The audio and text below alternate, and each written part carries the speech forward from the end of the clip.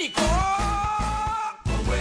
Kongwelegi ko fiba bombo Grâce misi la sexy Bato baloba ki mingi pona grâce Studio NC Bato bafinga ki mingi pona grâce la sexy Sans kitoko Mama ya kotale la sexy Dimitri balodore ya kotale la sexy Ale Django ya kotale la sexy Eriches kame ya komone la sexy Yena maseza masi kleda Mama ya kotale la sexy Chérie ya kotale la sexy Badougou ya kotale Martin Kapika Tréfi Pro, la même magique La famille Mizi nos cibles sponsors à Makassie Unité d'élite Bomonier la sexy Yemoko Serge Kabamou Adake chérie Yari Tula de Luxembourg et Ité Konwelegi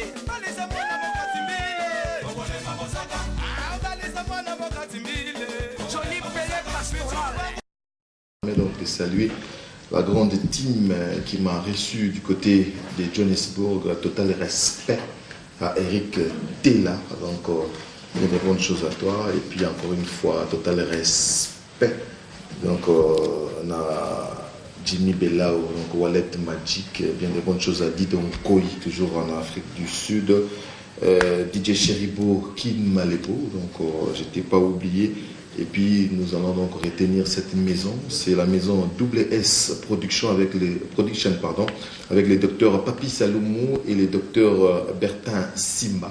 Donc on aime saluer que tu découvrir artiste au Papi Mouyo. Donc vous allez découvrir dans un peu de temps. Donc, et puis total respect aussi à Jean-René Golo, boxeur KO. Donc surtout nous vu que nous avons donc boxeur KO, bien des bonnes choses à toi. Et puis big dédicace à Alain Matoundou Vangou, AMV, donc qui aime bien cette émission, qui nous a donné aussi pas mal de conseils. Eric Tella, total respect Nayo, Omar Loabeya, bien des bonnes choses à toi. Richard Chiteya Abramovic, bien des bonnes choses à toi. Je n'oublie pas le président Lajos Landou, bien des bonnes choses à toi. Ah, Pichou Kie, donc Stafeza, moi Batebele, donc à Bijou, donc bien des bonnes choses à toi aussi. Encore une fois, Eric Tella, je n'oublierai jamais. Nous allons donc suivre cette interview avant que nous terminions avec Gino Caporeggi qui est dans la phase promotionnelle, comme je vous ai dit au début. Donc si tout va bien, nous allons d'ailleurs faire 2 chansons, 2 playbacks. Mais pour l'heure, je vous laisse découvrir cet artiste et musicien. Retenez le nom, donc il s'appelle Papi Mouyo. Artiste et musicien avec un timbre vocal assez particulier. On l'a découvert grâce bien sûr à la maison de production donc WS, grâce aussi à Alain Matoundou et total respect donc Dr Papi Salomou, qui a canalisé les choses. Je vous laisse suivre.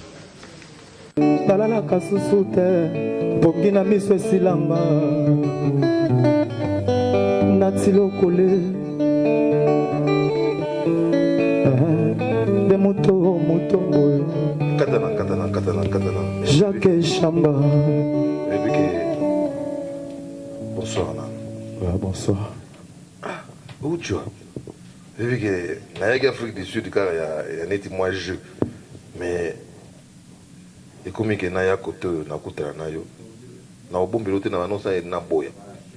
Mais tant na yoki na comme non séduit mais na apprécié outil wapi poko matia. Alors merci beaucoup Matilo Kole. Merci d'avance.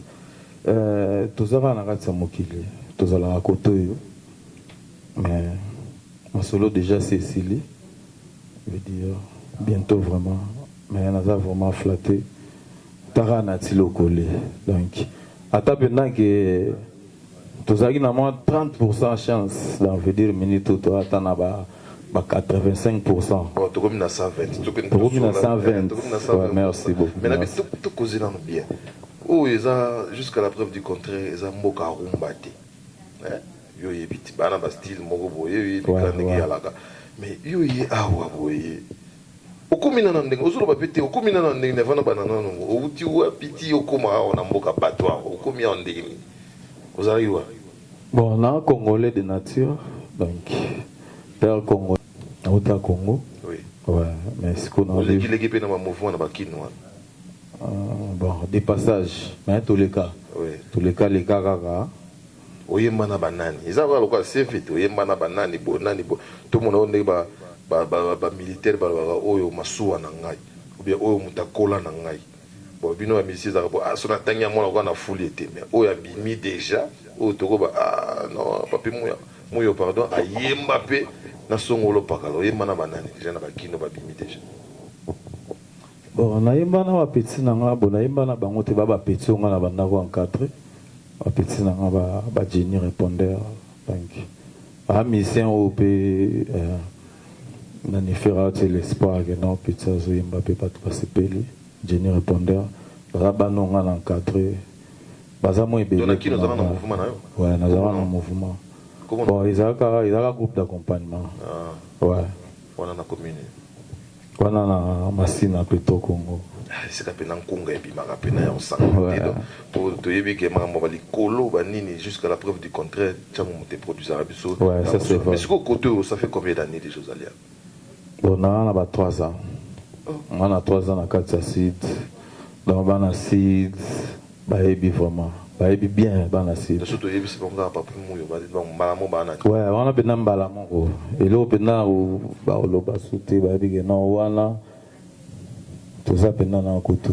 Album ebima déjà pour la monia mani to mani. Habite so au firal ba qui est derrière toi dans la monica mani to mani pour toi ba mani to mani kalate. Mais 3 ans déjà et là on y a concret déjà papi mouyo ça l'idée.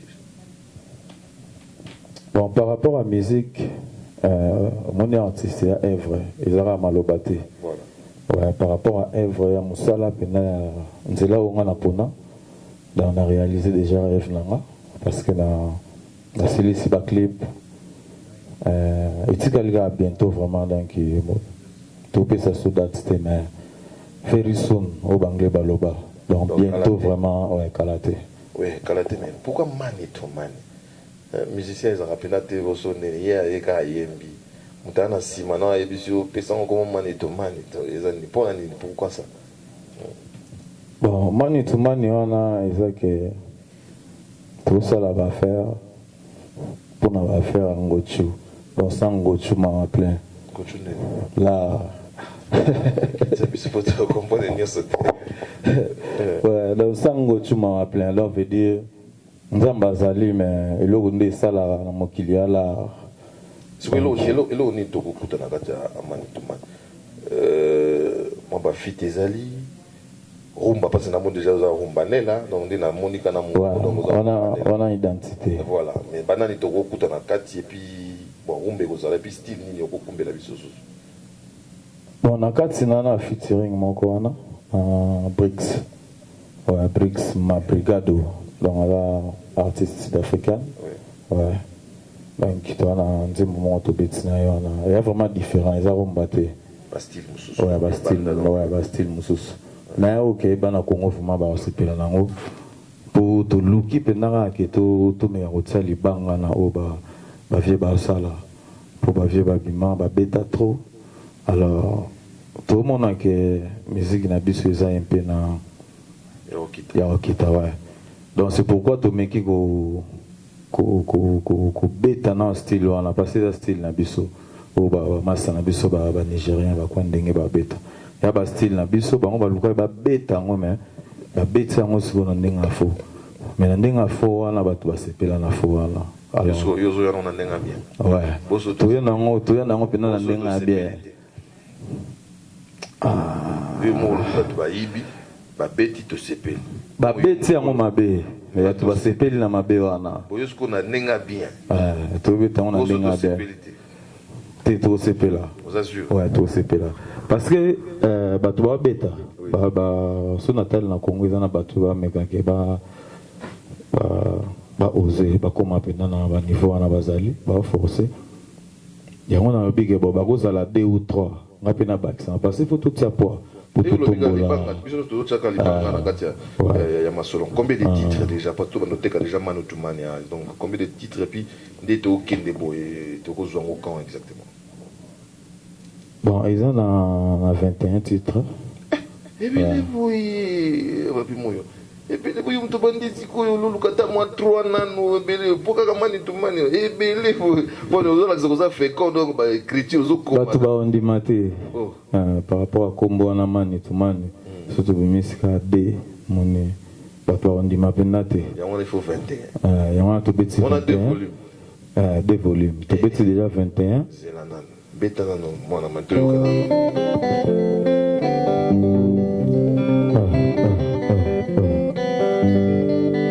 I wanna see you tomorrow, baby. I wanna touch you tomorrow. You are my pillow, and you know, baby, I like your bamba, bamba. I wanna see you tomorrow, baby. I wanna touch you tomorrow. You are my pillow, and you know, baby, I like your bamba. toka dans loka masolo eza na chantier naoki yango mpe mwa vrai mwa faux mwa bon eumela na matoi mposa osiko obeti na brix yango aza na kati ya champ nazali donc sikoyo tokuta balangue combien donc anglais ezali déjà lingala ezali ekumamaka na lingala balangue mosusu eza susu lingala ezali zulu mpe ezali Zulu. Zulu pezali. Biso to ba fanatika rumba. Biso na bana mai tozotala yo. Toyoka sumo eloko moko pesa biso posa na mo. Zo comprendre. Po tozoteka album. Mani tu mani. Toteka ngo so toyoka tamo eloko mo isa biso vrai. Ebe la bete loko na.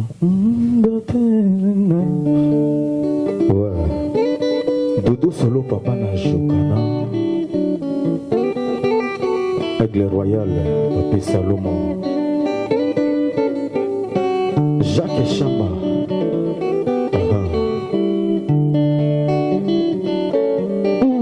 Bertin Simba, Motema Chanel, Papa la Flo, Chanel, Elisa, Glenn Simba, Akenda Naye. Nalobaki berte totala mosika kuna horizon kotala zolo te nokioko ya kotuta libako linzaka mosapi ya nsuka soki elongo emabe mpasi nango etutaka ntina mochima tutu Chanel Elisa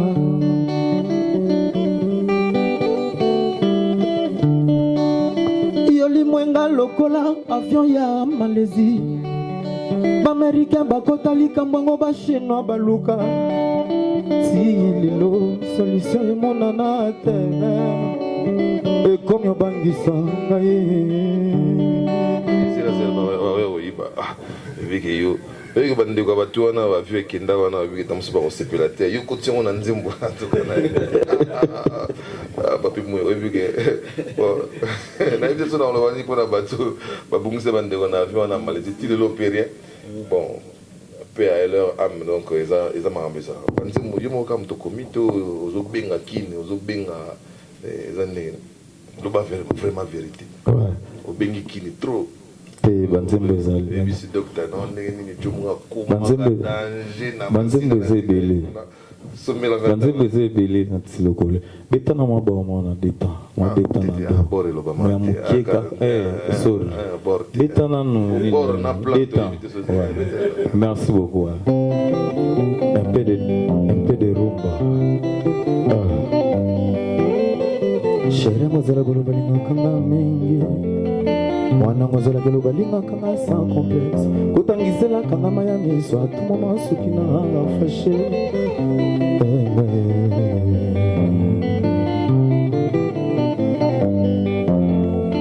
chérie mozala golo balinga kanga mingi mwana ngazala golo balinga kanga sans complexe kutangisela kanga maya miso atuma masuki na fashe kobondela kanga lokola bebe komema mema kanga na mokongo mpe na change ngai pampersa pakolanga vazeli na mafuta ya mbila na ti ya mbila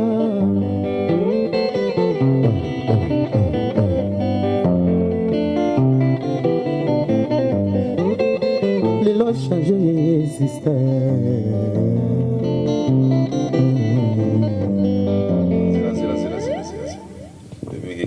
nazala intimidation Doudou Solo papa na jokana nazokoma neti moi convaincu mais nazoresiste mwa ndambo moni barumbanela na Congo baza ya kosakana te zwi ba quadracora papa chéri papa tozwi balenkuru tozwi balebi ya misi bailokante ozwi bavino bakarma pa barumbanela pena donc oyoki boyoki nayoki mwa ekola oyoki jazawa nayoki mpe mwa chacho zala pena vrai nani pena oyo soki ofandi bobi nga papi moyo faye naniata awa na nzembo oyo esalanga vrai oyo pena asalaka mwa bien oyo okopiaka sincèrement mpona elenge musique na biso identité oza koboya baninga ezala na vrai question wana vraiment donc oyo mpena soki oyoki yo moko botango ozokola ntango tokofana no wana yo sans fil to Petro Congo sans fil bon soki oyoka nani mpena osepela pena bon naosepela trop na banzembo moko boye ya nini Masowe konana loseba yebeti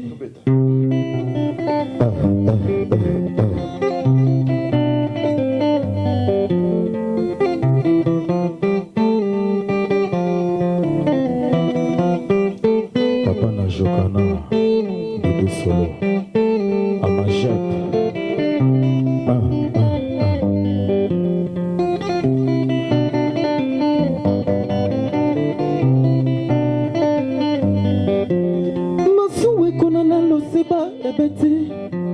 Masuwe kona na bolingo mpe nani Masuwe bungi yo na kati ya londende Bolingo mpe bungi yo na kati ya londende Doudou Solo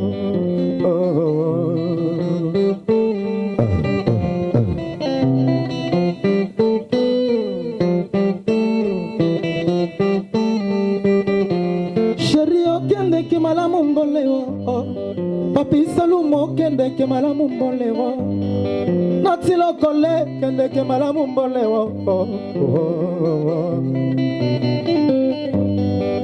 Sherio kende ke malamu mbolewo Elaka yoko melaka ngasoki yoko mi Nayeba bolingo bosani ngatewa Nandima bolingwa tandelo kozonga Nazali se kozela mokolo masuwe kozonga Gayawa atansango ya mpamba jani maman. Merci. Je suis maintenant convaincu. Je vois pourquoi le docteur Papi Salumo a s'agrippé à comprendre que non, c'est vraiment un vrai vivier. Au besoin surtout de bander nous besoin. On est allé. On a tout le temps. Ce mon leader musicien Kimi Azole là, c'est gaza faux leader.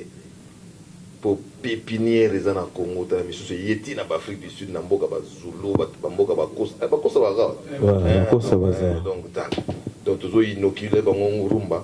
Encore une fois félicitations donc il a donc il y a pas le tumba et ça linga vrai bien on comprend que donc la rumba ne mourra jamais en tout cas on a comme moi apprécié mani to mani yebisa ba téléspectateurs tozongo exactement quand Mani to Mani bientôt sur les marchés. Bientôt dans le calendrier là. Il aussi mon dans calendrier moi fumoli bientôt. Bientôt dans le calendrier là. Ouais. Bientôt ils allaient bientôt tout ça par rapport que nous sommes déjà prêts. Nous sommes déjà prêts. Bon, je crois. Pour nous sentir pour ce moto te monter bateau bazolo banini toko ki non nazonga nango te nazonga watu funa zila ya ila nangai tezoke nango amen ouais OK nango wa pena to assurer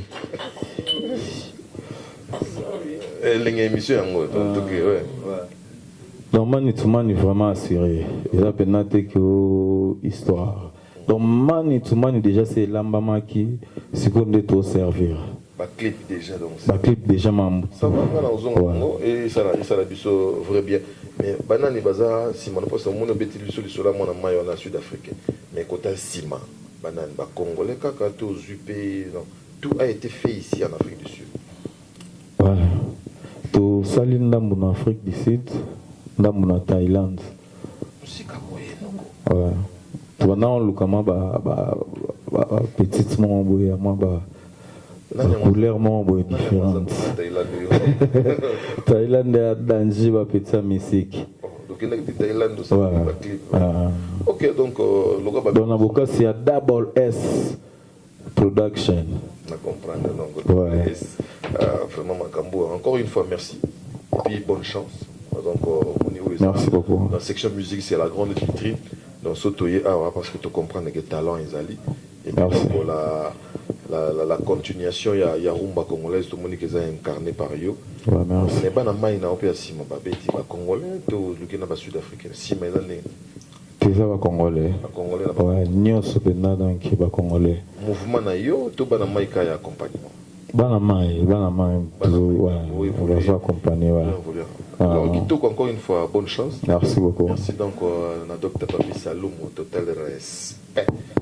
Donc, Nayo, on a émission, bon, on a hôtel parce que papier rien, mais on espère bien donc, va servir des cadres. Nous sommes à Djoubé qui va être comme hôtel, on a bien aussi. Si vous voulez faire ça, staff, vous pouvez tout les cannabis, ça va bien. Mais vu que nous avons des escalades. Les petits Jésus. Didier Chombo. Mais voilà, on a coûté à cascade dans chaque chambre. Donc, l'escalade. Voilà. Donc, dans South Africa, donc, Hervé Mouyo, Dadou Mouyo, les New-Yorkais, il va bien vendre dans les States. Goretinda ya mami na Californie. Mami toi là, dans Motatro. Jacques Chamba. Bambotato donc minga lobezate Nicolas Salomo tout dans ouais to Nicolas Salomo siko na nuance et puis que to ko luka loko mo boye to zo tanga ba comme ça solo papa na jokana Enzombo Enzombo ouais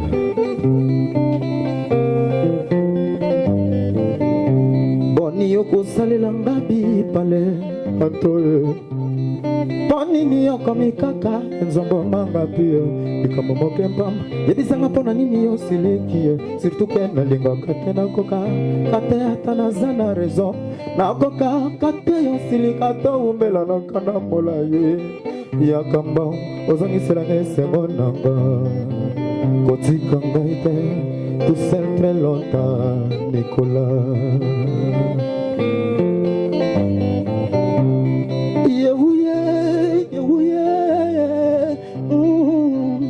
Nicolas Salomo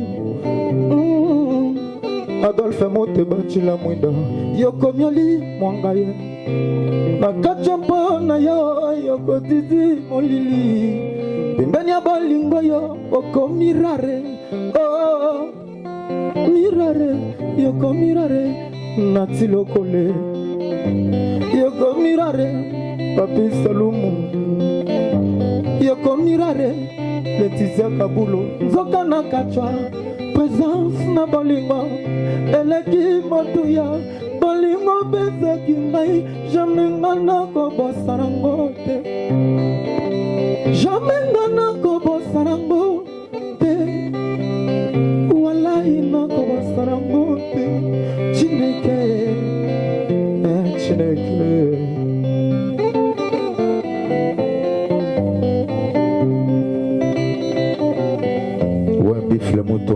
Merci. Je signale que c'est l'artiste Papi Mouyo. Donc nous allons suivre son clip qui a été réalisé avec des professionnels, mais en passant donc nous remercions encore une fois le docteur Papi Salomo et docteur Bertin Simba, donc double S, et bien des bonnes choses aussi à Alain Matundu, Mike Bombito.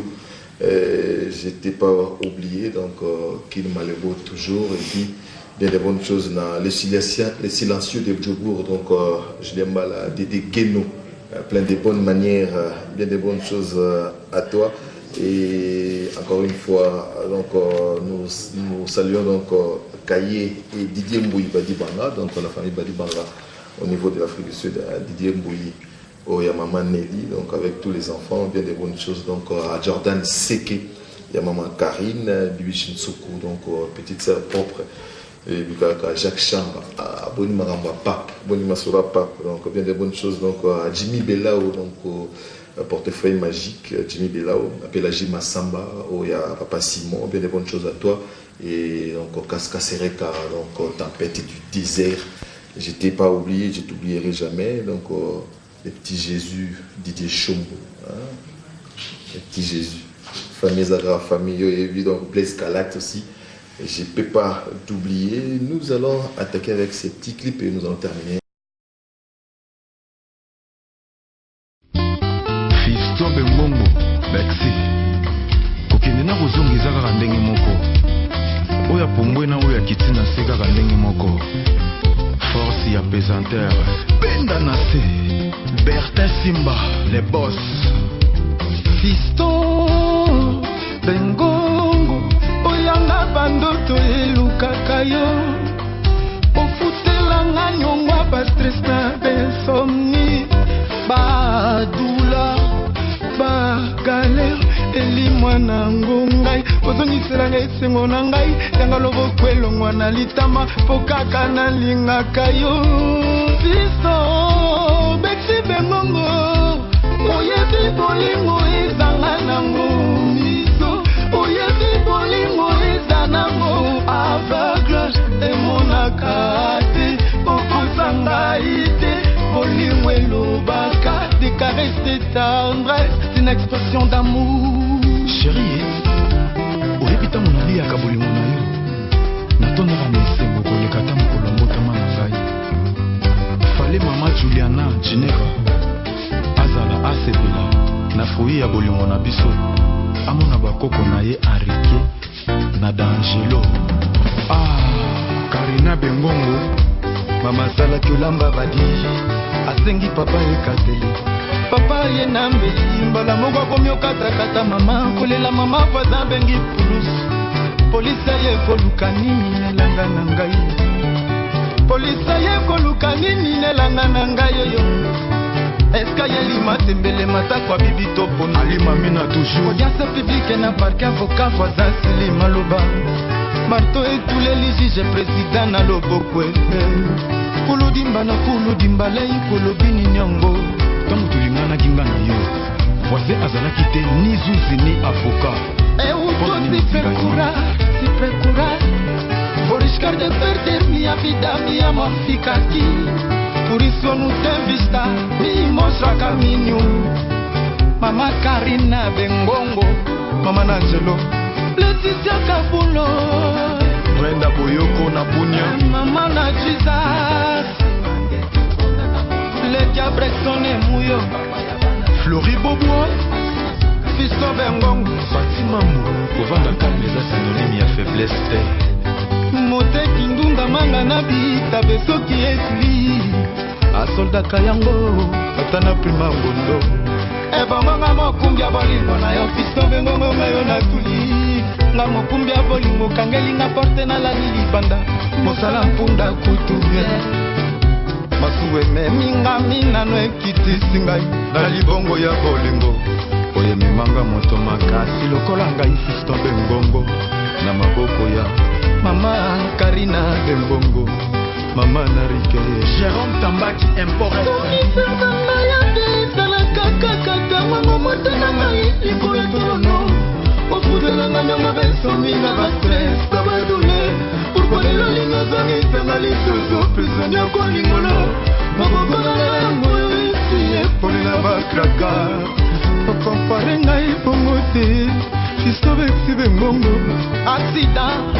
Qu'est-ce qui ne va pas? L'Afrique du Sud est tellement loin, donc on a du mal à avoir la bonne connexion, donc un souci de network. Donc un souci de network, mais nous allons nous rattraper dans nos prochaines émissions. Encore une fois, merci donc à tous les amis qu'on a rencontrés au niveau de l'Afrique du Sud, donc Richard Chitea, Eric Tela. Encore une fois, merci à vous tous.